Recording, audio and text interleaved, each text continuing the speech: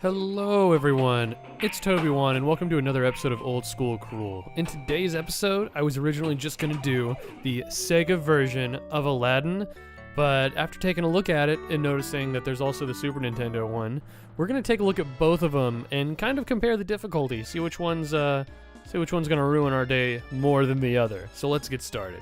Now, the Sega version of Aladdin, this is the one that I personally remember. Let's see what it gives us. Alright, so we have swinging of a sword, we got to jump, and we can throw apples. I think that is about it. That's all this game will give us, so let's see what we can do with it. Now, the first thing I noticed in this game that irritates the crap out of me whenever I try to play it is that enemies don't need to be fully on screen for them to attack you. They can be, their hand can be on screen, and they'll just yell at you and poke. You don't know the enemy's there, you're screwed. You're at least going to take one hit until you memorize the area.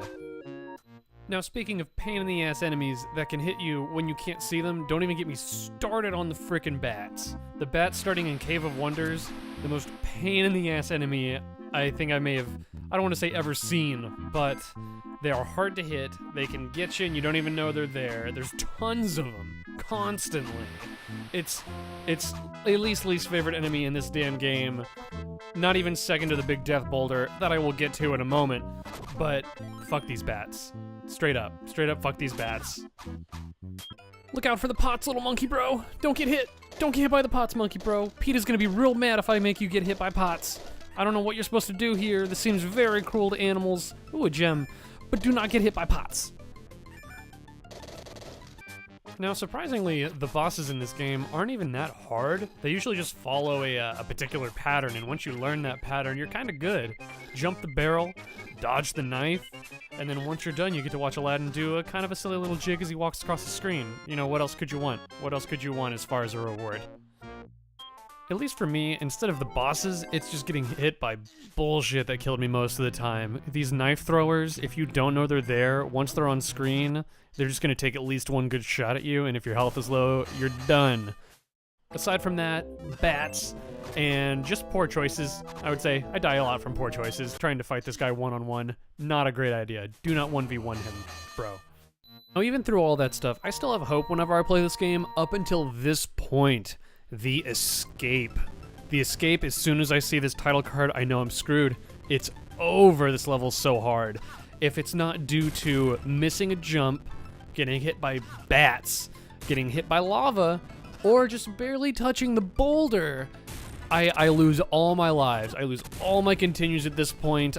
I think maybe once or twice I've gotten past this level, but you just have to grind it out. If you want to try to get past it, you have to memorize every jump. You have to notice, because one of the biggest things in here is that the depth of the art.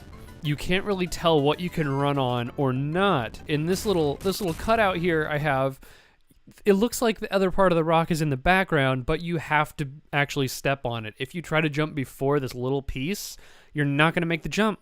It's just not going to happen. And I always just lose my shit at this point in this game. I forget all that I've learned, and I die. Now that's enough going down memory lane with the Sega version of Aladdin. Let's move over to the Super Nintendo one that I've never played before. Let's see how that one is. Let's see how they differ.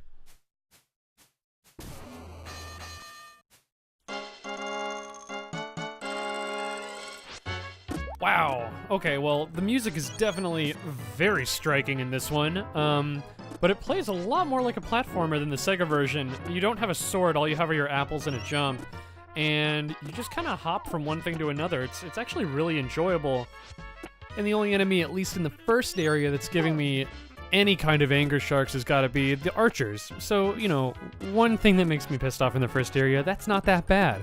Maybe I'm more of an SNES Aladdin guy than a Sega Aladdin guy. Let's keep going. We've still got our mid-level bonus stage, but instead of abusing a poor helpless monkey, it is just a spinning wheel with some bonuses on it, so that's a good change. Yo, and when it comes to the bosses in this one, the bosses are actually a little challenging. You have to jump properly, jump off their heads, It's less about just dodging an attack and throwing apples. It's more, a little more challenging, whereas the levels in this one, I would say, aren't as challenging as the Sega version. I don't know why I feel dirty saying this, but, you know, I think oh god, it just doesn't feel right. I feel like the SNES version is better? I feel like it's unpopular for some reason as an opinion, but I don't know, it feels a little more well put together than the Sega one. I'm really enjoying this one, actually. Now let's move forward. Now, where do my sentiments about me liking this game fall apart? Because you know what's going to happen. You know they're going to fall apart. It is the same type of level where it happens. It is the damn escape level. I understand that lava is dangerous, but why does the lava level have to be so hard?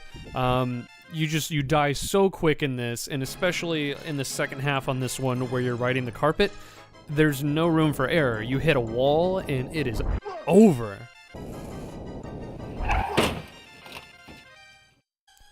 Oh sweet, I found the lamp. This can only mean good things. Wait, Abu, what are you doing? Abu, no, what are you doing? Abu, you ruined us all!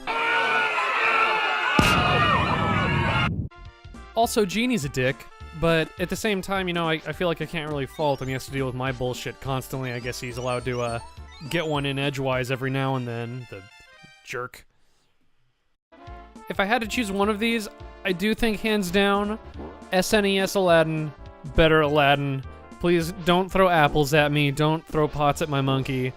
But it just seems like a lot more fun to play.